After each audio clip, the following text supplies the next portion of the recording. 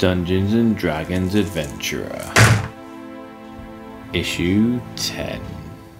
Alright then, time to pick up with issue 10. It's going to have the adventure that we left off in the last issue and some mini dice to look at. So let's just check it out. So first off, see here the dice. They're just a tiny mini set. Looks like they might be metal. Yeah, tiny little metal dice. Quite well numbered. It's quite a smart looking set and I guess easier and portable to carry around. Not so easy to see from a distance though. And they've got a nice little chink as you kind of clink them around. Oh, this one's a bit pointy. Yeah, definitely metal, a little bit pointy. Slightly more unique and different to some of the other dice sets we've got. So this issue, the first thing they talk about really is they're going to take an in-depth look at languages. So they're going to be brought up. I can already see we've got movements being finished off, or at least extended this issue. We know we've got the mines coming again. And a nice bit, they've got their role-playing NPCs, which will probably be quite a useful section to look at as well, especially for newer DMs. And then a bit more backgrounds and equipment and stuff as well, and some more lore. And it comes with a set of distinct metal mini dice. Use them as an alternative to the other dice in your collection, or give them to one of your fellow players to use in the game. I feel like that's just copy and pasted from a previous issue. Enough about that, let's move on to movement, part 2 for the sage advice. So this is kind of dealing with other types of movements, so climbing, swimming, crawling, slippery slopes. And so it's just like when you move across difficult terrain, any of these sort of movements where you're restricted in some way, you move at half your speed in effect. But if your character says they've got climbing speed or swimming speed, it means they're natural at it. So I imagine any underwater enemies have a swimming speed, so they won't be restricted when swimming. And you could rule that climbing surfaces, like slippery surfaces, you need a strength check or so. But that's up to the DM rule. We'll also cover jumping, which is determined by character's strengths. Jumping for distance is up to your strength value in feet, whereas jumping for height is up to your strength modifier +3. And there's other bits. With mounts and vehicles, they can travel faster. If you're in a waterborne vessel, you go whatever speed the vessel goes, ignoring any bonuses or penalties for slow or fast. And some special mounts like Pegasus or special vehicles such as a Broom of Flying can allow for swifter travel. And then we get the DM section. So we've got all the role-playing NPCs, all the tips. And it's just rather than flesh them all out, just consider stuff quickly like how are they dressed, what's their background, what do they want, how do they try to get it, what are their motives, what's their personalities. And using that you can role-play the NPCs much easier so they all act different to each other.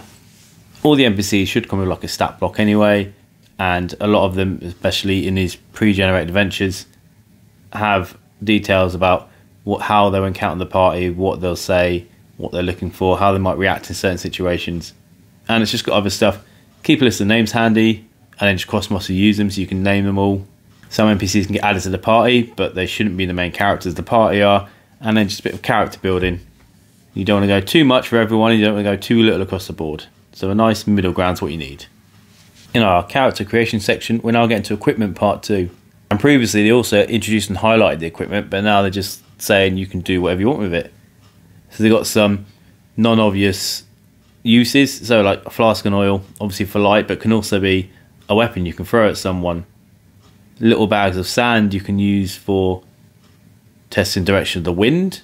50 feet of rope could be for climbing, but could be for making grappling hooks for swinging, throwing at invisible enemies, lassoing animals, etc.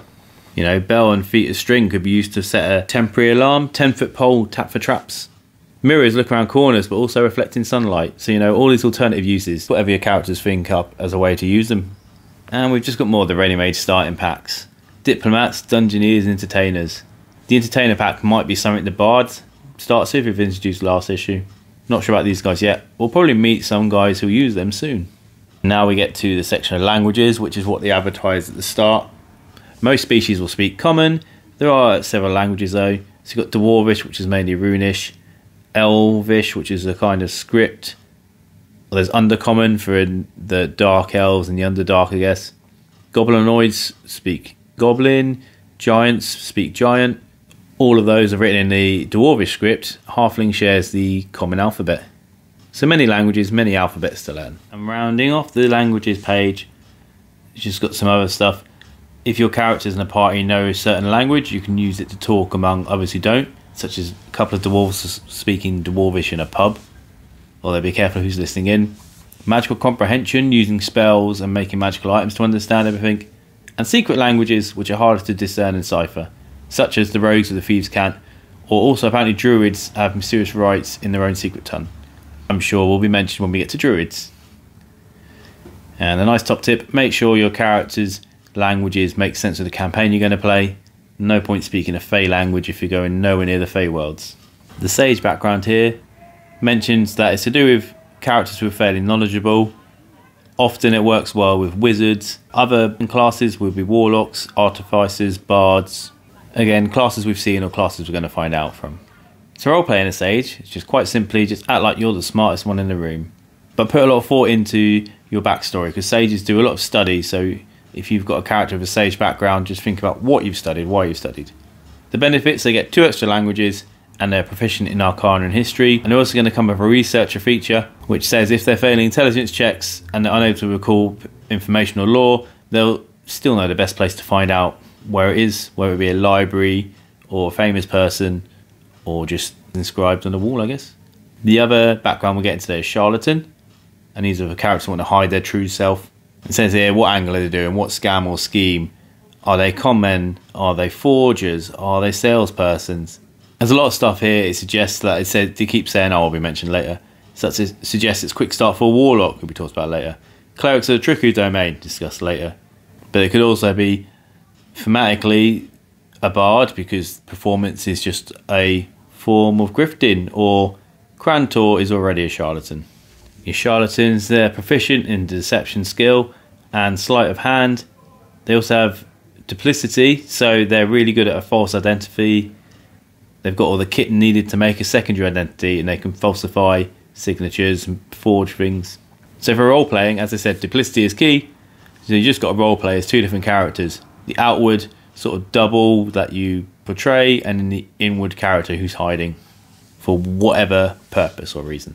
Lore time, and we were discussing the Sword Mountains, which surround the mining setting in Phandalin, so we would have seen them the whole time we're there. And in fact, we've already been there for a previous observatory adventure, and we're currently there for the Dead Not Mine adventure as well. But let's say some things you can find. There's nomadic orcs, there's some frost giants, there's even the cruel white dragon in Icespire Hold, and possibly we'll meet him in a later adventure, I reckon, now they've mentioned him.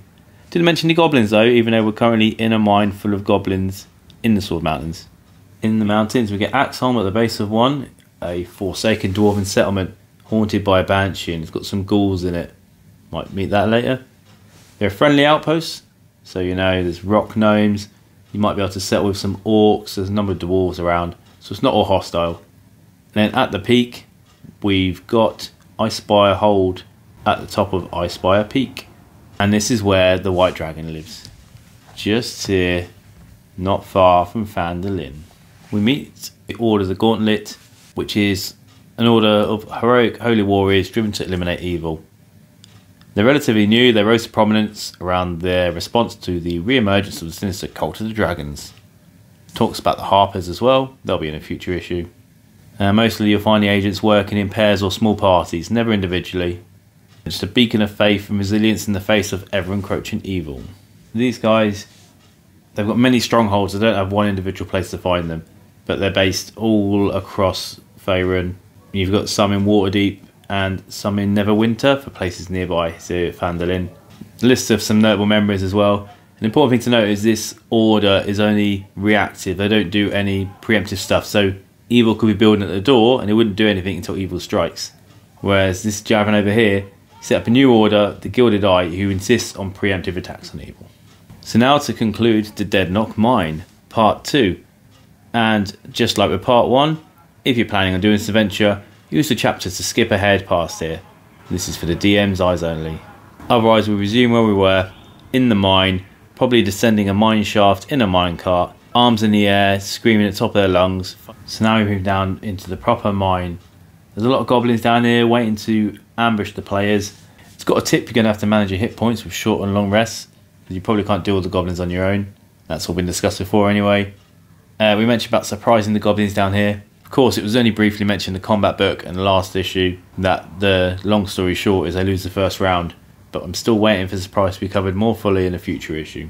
And you've got all the goblins in here. It's got no mention of how to use the mine track yet, whether it covers it over the page or whether you just assume you go down the one long track. But finally you'll end up getting to Grotto, where you'll find 6 goblins with the Nilbog. So nothing here about the mines, just finishing off the adventure. The crazed Nilbog, where he's in his room, will just end up killing all the goblins if you leave him long enough. And then here's just all the stats for the Nilbog. Interesting reversal of fortune action. When you damage it, reduce damage to 0 and regain 3 hit points. Although you can only use a reaction once per round. So you've all got to gang up on him. And possibly more annoying is actually a spirit that's possessing the goblin. So even if you do defeat him, the spirit's going to find another goblin. So you're going to have to keep defeating him or defeat all the other goblins first. And he has lots of pixie dust on his person that you should be able to get off him through one way or another. Also has some spells, so we introduced that with the Bard, Tasha's Hideous Laughter. So we've got a Bard spell. He's also got Mage Hand, which I'm sure you could think of some fun things you could do with that. Can't use it to attack though, so you can character £10 or do whatever, maybe just high five people. And then the final page, we just get the Goblin stats again, which isn't anything new because we had the goblins presented at the end of last issue and everything's exactly the same, just slightly different art. I'm just assuming they're here in case you do this encounter without having the previous encounter stats, so you don't have to go look it up. Or they just ran out of room and thought, you know what, just double up the goblins, who knows. Issue 10 down, issue 11 coming up, hopefully getting towards the end of the first overall adventure.